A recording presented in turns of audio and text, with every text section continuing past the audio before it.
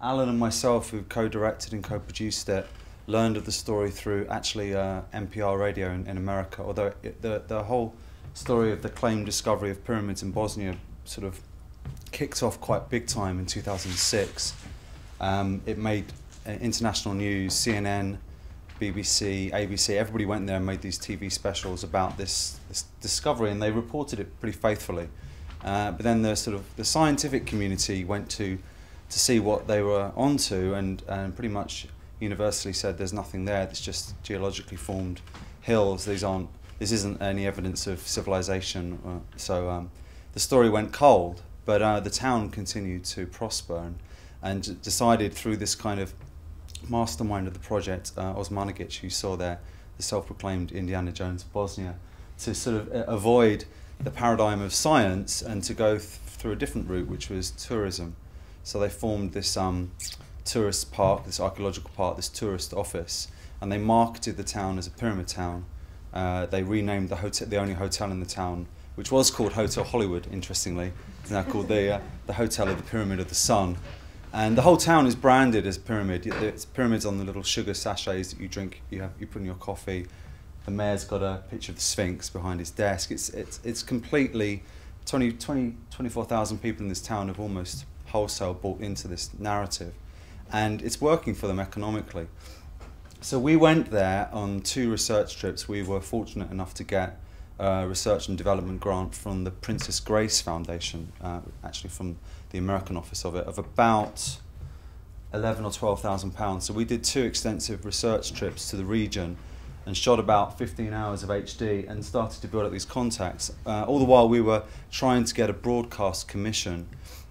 And what's interesting about that, and I think what brings it back to the context of maybe this symposium today, is that I think we were quite fortunate not to get a broadcast commission, because it meant that we were able to make, in effect, the film that we wanted to make rather than the film that a commissioning editor would determine. Because you can imagine what this film would look like if it had got sort of Channel 4 money behind it, in the way that the state of sort of terrestrial TV in this country nowadays. I think it would have been a very different kind of representation.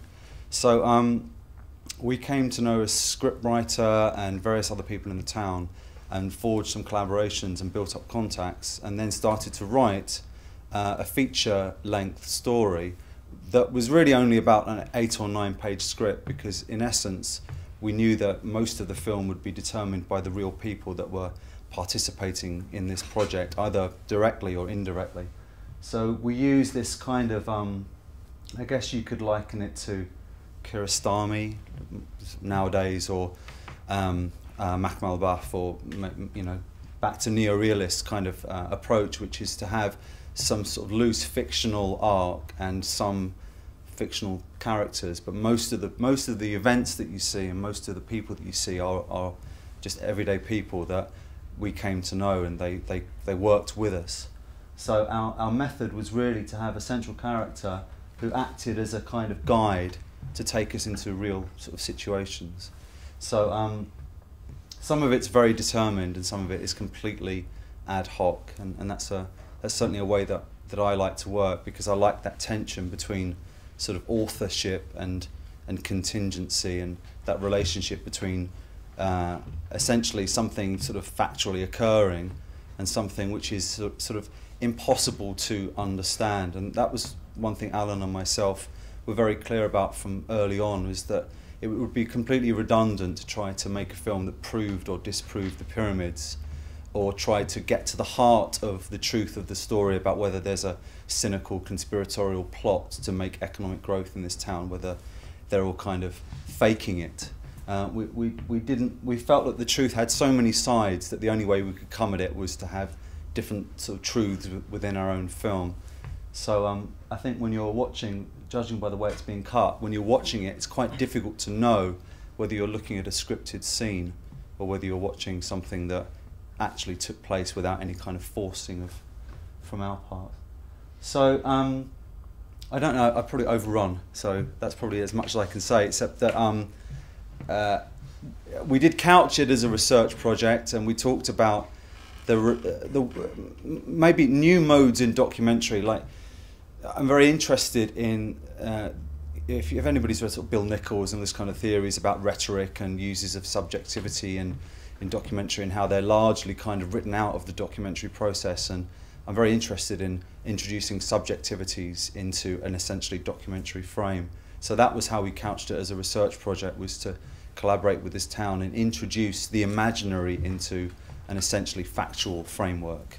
And you will have seen small instances of that in there. And so far, the AHRC has been completely off my back. They gave us 20 grand and they're asking for a report. So for me, it's working. I got a PhD by theory and practice, and I believe quite passionately about those. I think of myself as a practitioner and a theorist in the same kind of, I don't separate those two things out. And, I probably had to play a few games with the way that I presented our project. But on the whole, I feel like there are some freedoms in this kind of funding as it stands. I'm sure that they're going to pull the rug out from us any moment. Anyway, that's me.